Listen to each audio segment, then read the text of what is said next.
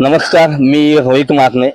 आज आपण एका गंभीर मुद्द्यावर बोलायला आलेलो आहोत. कारण काय यशाख आहे झोपडपट्टी पुनर्वसन यामध्ये शेकडो कोट्यावधींचा घोटाळा कोथरूड असेल किंवा आसपासचा परिसर जिथे जिथे झोपडपट्टी घोषित करून हे जे यशाखाचं काम चालू आहे प्रत्येक ठिकाणी कोट्यावधींचे घोटाळे झालेले आहेत. आणि याला घोटाळे करताना यांनी कुठेतरी एखाद्या सामाजिक कार्यकर्ता पक्षाचा प्रतिनिधी असेल हाताशी धरून आणि सगळ्या अधिकाऱ्यांना माहिती अधिकाऱ्यातून सगळी माहिती आमच्याकडे उपलब्ध झालेली आहे.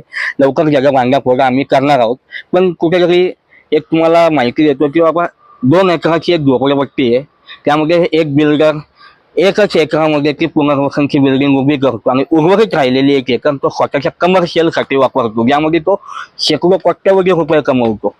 मग हेच कोट्यावधी रुपयाचं जे शासनाची जी फसवणूक चालू आहे आणि नागरिकांना तुम्ही विचार करा, 350 स्क्वेअर फुटात शर्ट घालून त्यांना 350 स्क्वेअर फुटात त्यांना दाबून टाकतात आणि इकडे त्याच्या बाजूला त्या झोपडपट्टीची जागा एक्वायर करून स्वतःसाठी शेकडो कोट्यावधी रुपयांचे मोठे मोठे टॉवर उभे करतात आणि पैसे काढतात.